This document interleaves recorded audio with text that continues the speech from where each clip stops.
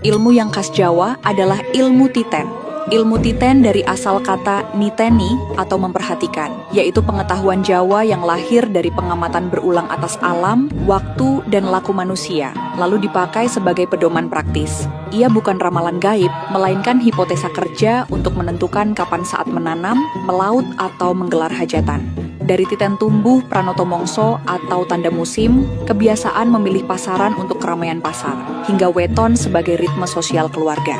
Jejak titen tersusun rapi dalam primbon. Di sana, titen dikodifikasi menjadi tabel dan petunjuk, Saptawara Pancawara Pawukon. Neptu untuk memilih hari baik, pranoto mongso dengan ciri angin awan hewan, serta weton untuk selametan, ruatan, dan hajatan.